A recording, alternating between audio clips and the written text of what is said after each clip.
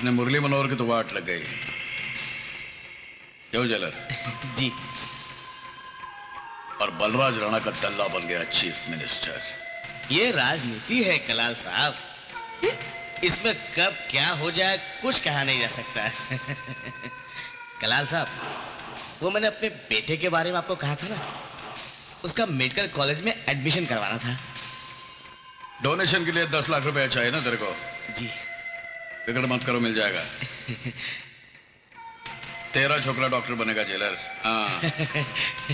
तूने इस काल कोठरी को मेरे लिए 5 स्टार होटल का रूम जैसा बना दिया, तो क्या तेरे लिए इतना नहीं कर सकता क्या मैं?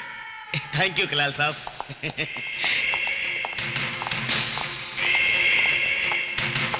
अच्छा कलाल साहब, मैं चलता हूं। नमस्ते सर। हाँ तो मुरली मनोहर, राजनीति में अपने आप को तुम महारथी समझते थे, हैं? लेकिन मधुकर कुलकर्णी तो तुम्हारा बाप निकला। तुम जैसा हरा हुआ नेता बूढ़ी तवायफ के बराबर होता है। मेरे ख्याल से अब तुम्हें पॉलिटिक्स से रिटायर हो जाना चाहिए। तुम्हारा ख्याल गलत है कलाल भाई। तवायफ बूढ़ी तो हो जाती है, लेकिन नेता कभी बूढ़ा नहीं होता। मधुकर कुलकर्णी चीफ मिनिस्टर बन तो गया, लेकिन देखना यह है कि उसकी सरकार चलती कितना दिन है। वैसे इस मधुकर कुलकर्णी का चीफ मिनिस्टर होना हमारे लिए भी चैलेंज है भाई साहब, क्योंकि ये आप भी जानते हैं कि वो बलराज राणा का आदमी है और चुनाव भी वो उसी के बल पर जीता है। सरकार तो मधुकर कुलकर्णी की बनी है, लेकिन उसका रिमोट कंट्रोल बलराज राणा के हाथ में है। वो जिस तरह चाहेगा मधुकर को अपने इशारों पर नचाएगा। अगर ऐसा है तो मधुकर कुलकर्णी की सरकार को मैं ज्यादा टाइम तक नहीं चलने दूंगा। बस यही तो चाहता हूं मैं पैसा पानी की तरह बहाने के लिए तैयार हूं। आगे जो कुछ भी करना है वो तुम सोचो। मैंने सोच लिया। ये लो और काम ठीक से समझ लो। जी भाई। शहर में चारों तरफ दंगा फसाद कराने का है, गैंगवार, बम ब्लास्ट, लूट मार। आखा मुंबई में आतंक का ऐसा नाच होना चाहिए कि मधुकर कुलकर्णी की सरकार को गिरने से कोई बचा न सके। समझ गया भाई। लेकिन एक बात का ख्याल रखना, किसी को पता नहीं चलना चाहिए कि इस काम के पीछे दलाल कंपनी का हाथ है। गुल्लू पठान मैटर लेने के बाद पार्टी का नाम भूल जाता है। आप फिक्र ना करें, आपका नाम बाहर नहीं आएगा। खुदा हाफिज। खुदा हाफिज।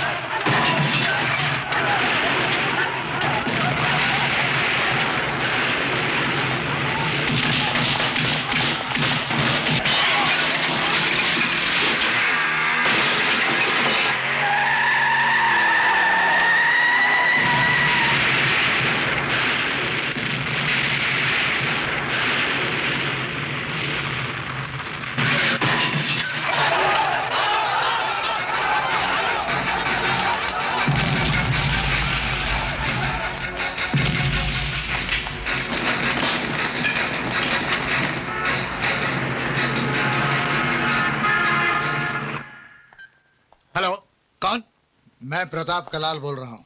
हाँ बोलो भाई। गुल्लू पठान, तेरी लाइफ खतरे में है। पुलिस तुझे पागल कुत्तों की तरह ढूंढ रही है और बलराज राणा के आदमियों ने भी तेरी फील्डिंग लगा रखी है। अगर तू स्पॉट हो गया ना तो तुझे ठोक डालेंगे। तो मैं क्या करूं भाई? तू जितनी जल्दी हो सके मुंबई छोड़ के भाग जा और गोरखपुर के रास्ते नेपाल चला जा। वहां से तेरा हांगकांग जाने का बंदोबस्त मैं कर दूंगा, समझा? ठीक है भाई।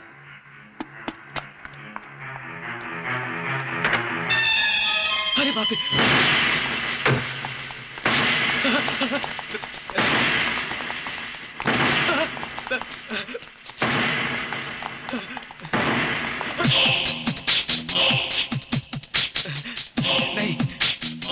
नहीं विठल भाई, नहीं, मुझसे गलती हो गई, मुझे माफ कर दो, मुझे माफ कर दो विठल भाई। नहीं, मुझसे गलती हो गई, मुझे माफ कर दो विठल भाई, मुझे माफ कर दो, माफ कर दो मुझे विठल भाई, मुझे माफ कर दो। नहीं विठल भाई, नहीं विठल भाई, मुझे मत मारो विठल भाई, मुझे माफ कर दो विठल भाई। नहीं नहीं विठल भाई, नहीं, मुझसे गलती हो गई विठल भाई, मुझे माफ कर दो। शहर में दंगा फसाद फैलाने के लिए शंकर कलाल ने तुझसे कितने में सौदा किया?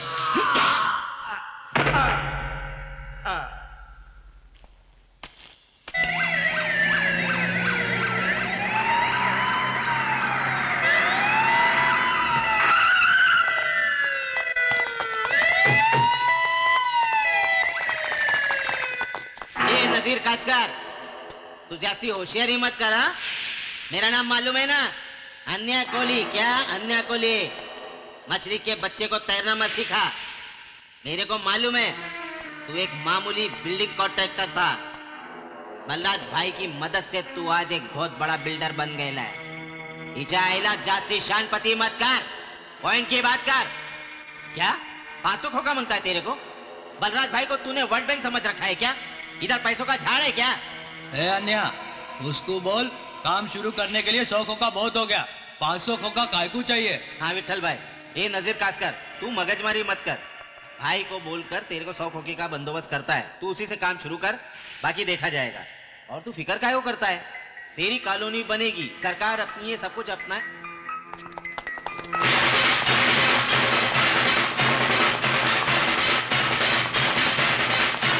You are under arrest. ये सब क्या है एसीपी साहब? हम तो शरीफ लोग हैं, हमारा कोई इलीगल धंधा नहीं है, हम फाइनेंस का धंधा करते हैं। Shut up! तुम लोग कौन हो, क्या धंधा करते हो, किससे जुड़े हुए हो, ये सब जानता हूं मैं। ले चलो इन्हें। लड़ी चल।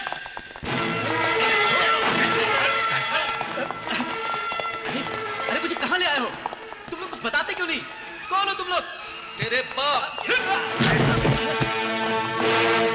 अरे तुम लोग मुझे कुछ बताते क्यों नहीं? मुझे कहाँ लेकर आए हो? किस लिए किडनैप किया गया है मुझे? जानते हो, मैं एक जज हूं, जज। तुम सब लोगों को मुसीबत में डाल दूंगा, सब लोगों को मुसीबत में डाल दूंगा। जज साहब, हम बताता हूँ कि आपको यह काहे लाया गया है। टनी हुआ देखिए, हाँ हुआ।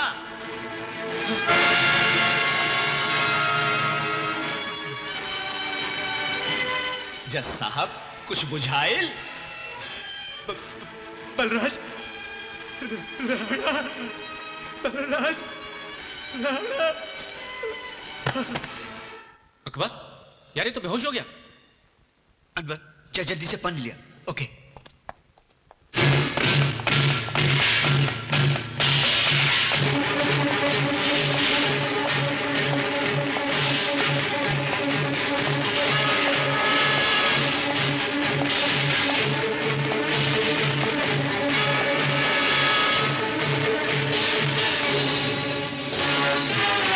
मैंने इसे जिंदा लाने के लिए कहा था, इसकी लाश नहीं चाहिए थे मुझे। भाई लाया मैं इसको जिंदा था, मगर आपका फोटो देख के ये बेहोश हो गया।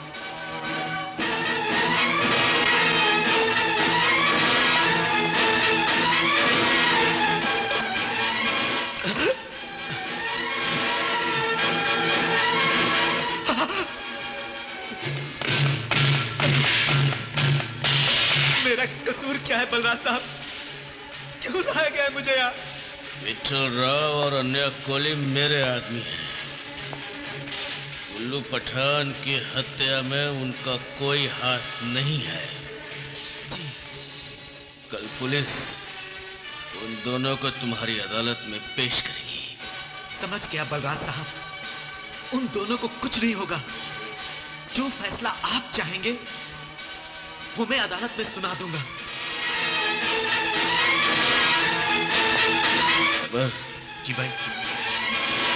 इन्हें जाने दो। ठीक है भाई।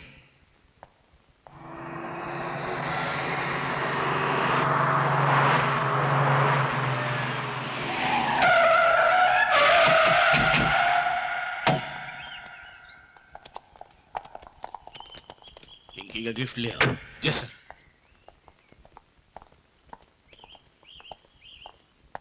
माजी, कोई भी हिंदू किसी मस्जिद को तोड़ना नहीं चाहता है, ना ही कोई मुसलमान किसी मंदिर को गिराना चाहता है। यह सब तो कुर्सी की लड़ाई थी जिसमें हजारों बेगुनाह लोग मारे गए। तुमने बिल्कुल ठीक कहा बेटे। लेकिन भगवान की कृपा से अब शहर में शांति है। माँ,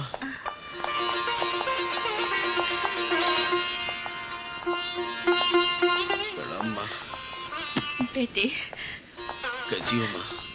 मैं तो ठीक हूँ बेटे, तू कैसा है? अच्छा हूँ माँ। तुम्हारी याद आ रही थी माँ, इसलिए मिलने चला आया। अच्छा किया बेटे, न जाने क्यों मुझे हमेशा तेरी चिंता लगी रहती है। मेरी चिंता मत किया कर माँ। तू मेरे पास नहीं होती, मगर तेरा आशीर्वाद तो हमेशा मेरे साथ होता है।